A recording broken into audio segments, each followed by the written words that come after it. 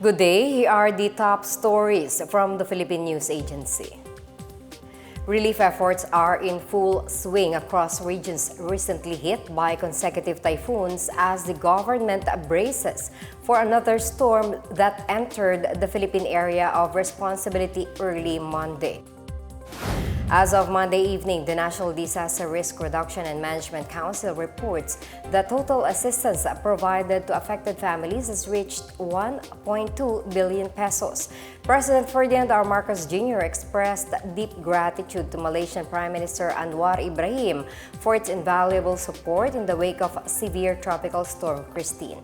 Malaysia, alongside Indonesia, Singapore, and Brunei Darussalam, contributed military aircraft to aid the Philippine government's relief missions. Together, these countries have conducted 60 rounds of relief operations to date, focusing on flood-ravaged areas. Meanwhile, the Presidential Communications Office reminds all local government units to make necessary preparations for severe tropical storm Marce. This storm now threatens areas already battered by previous typhoons. The Armed Forces of the Philippines remains on high alert, ready to extend its assistance in relief and emergency response operations. AFP spokesperson Colonel Francel Margaret Padilla assures the public that active forces alongside reserve units acting as force multipliers are fully engaged in rescue missions, relief operations, and support for local recovery efforts. The Philippines' inflation rate hit 2.3% in October according to the Philippine Statistics Authority. In a briefing today, PSA Chief Undersecretary Claire Dennis Mapas said that inflation accelerated from September's 1.9% rate. Inflation indicates the rate of increase in the prices of goods and services. The PSA attributed this upward trend mainly to increased costs in food and non-alcoholic beverages, which saw inflation jump to 2.9% in October from 1.4% the previous month. The transportation sector, meanwhile, showed a slower year-on-year decrease at 2.1% from 2.4% in September.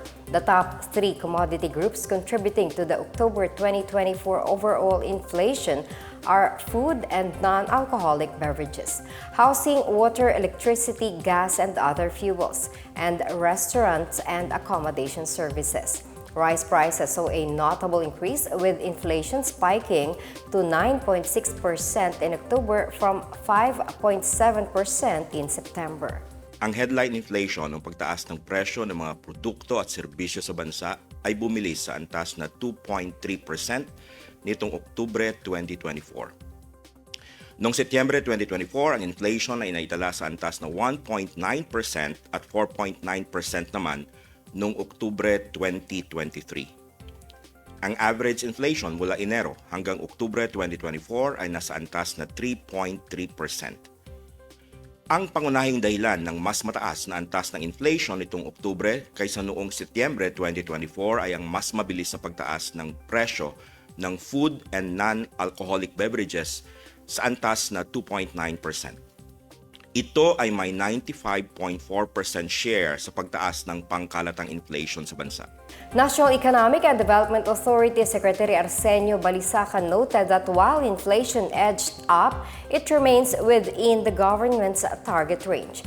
He said the recent weather disturbances such as severe tropical storm Christine disrupted food supplies and logistics, putting additional pressure on inflation. The first day of the filing of certificates of candidacy for the first Bangsamoro parliamentary elections has been peaceful and orderly.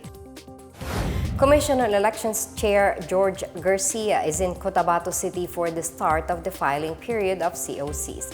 The Armed Forces and the Philippine National Police deployed more troops to safeguard the filing process. However, Garcia clarified that the increased military and police presence is not a sign of impending local violence. The parliamentary poll will fill up at least 73 elective positions, including 40 posts for regional political parties, 25 for parliamentary districts, and 8 for sectoral organizations. The filing period runs until November 9, 2024. The schedule was adjusted from October 1 to October 8 following the Supreme Court decision to exclude Sulu Province from BARM. Meanwhile, Garcia said the BARM parliamentary elections will continue as scheduled until ordered otherwise by the law. This after Senate President Francis Escudero filed Senate Bill 2862, which seeks to postpone the BARM polls until the region's jurisdiction and parliamentary seats are reallocated as a result of Sulu's removal. The BARM-Sulu is set to have its first parliamentary elections in May 2025. The Department of Education is set to roll out the Dynamic Learning Program or DLP this month, aimed to aid students who have lost time in school following the onslaught of severe tropical storm Christine and super typhoon Leon. In a statement, Education Secretary Sani Angara said the DLP will provide schools the needed flexibility for makeup classes. He said that simple and targeted activity sheets will be utilized, while temporary learning spaces will also be used. Moreover, the DLP would also provide parallel classes, activity-based engagements, and learners' portfolios with minimal homework loads. Among the schools being eyed for the pilot implementation of the program are those in Ilocos, Cagayan Valley, Central Luzon, Calabarzon, Bicol, and the Cordillera Administrative Region. Angara said the DepEd is bringing resilience to the heart of learning so that no student's education has to pause when challenges arise. As of Monday, Leon alone has affected around 3.9 million learners and over 181,000 teaching and non-teaching staff in nearly 11,000 schools due to class suspensions. At least 13 schools reported flooding or landslides, while 13 schools are being used as evacuation centers. The cost for reconstruction of totally and partially damaged classrooms and facilities is pegged at 396 million pesos. In our weather news, Marce has intensified into a typhoon as it continues to approach Luzon. Pag-asa said Marce was spotted 590 kilometers east of Baler, Aurora, packing maximum sustained winds of 120 kilometers per hour near the center and gustiness of up to 150 kilometers per hour. Marce is moving west-northwestward at 30 kilometers per hour and is expected to slow down and turn westward towards the Philippine Sea tomorrow. It is also expected to make landfall in the vicinity of Babuyan Islands or over the northern portion of mainland Cagayan on Thursday evening or Friday morning. It will then likely exit the Philippine area of responsibility on Friday evening or early morning of Saturday. Tropical cyclone wind signal number 1 has been raised over Batanes, Cagayan, including Babuyan Island, Isabela, Ilocos Norte, Apayao, Abra, Kalinga, Mountain Province, Ifugao, the northern portion of Nueva Vizcaya, the northern portion of Quirino, and the northern portion of Aurora. Pag-asa earlier warned that Marce will pass by areas that were in the tracks of severe tropical storm Christine and super typhoon Leon. Meanwhile, Marce will bring cloudy skies with scattered rain showers and thunderstorms over Cagayan Valley, Apayao, Kalinga, Quezon, and Bicol region. Eastern Visayas and Aurora can also expect partly cloudy to cloudy skies with isolated rain showers or thunderstorms. Metro Manila and the rest of the country will be affected by localized thunderstorms, which will bring partly cloudy to cloudy skies with isolated rains.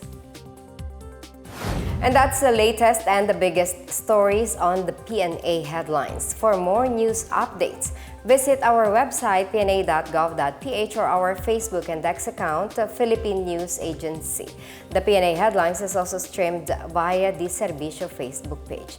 You may also watch the Pna Headlines through the Philippine News Agency's YouTube account and via the News and Information Bureau website under PNA News.